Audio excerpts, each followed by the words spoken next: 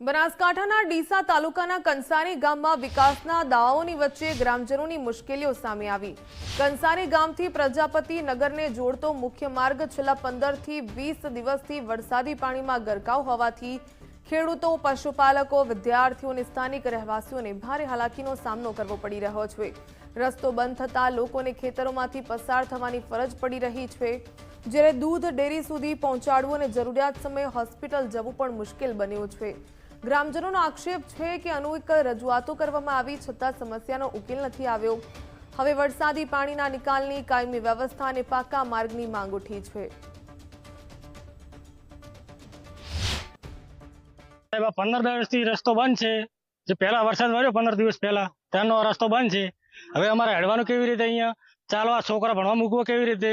હવે ડોક્ટર કાલે લાવો તો પણ આવામાં ડોક્ટર જ નહીં આવ્યા પહેલા પ્રથમ તો, એના કારણે અમારે ભેંસને બચ્ચું પણ મરી ગયું છે।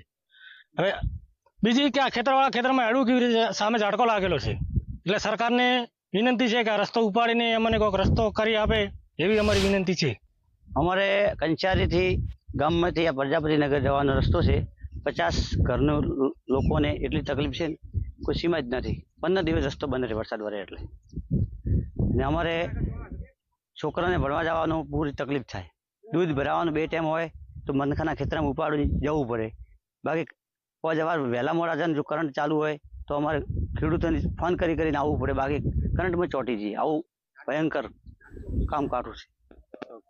કેટલી તકલીફ પડે છે આમ વિદ્યાર્થીઓ? તકલીફ તો હવે છોકરાને અમારે ખાવા ઉપર ઉપાડી તેડીને જ તો ભણે, બાકી છોકરું ભણે નહીં।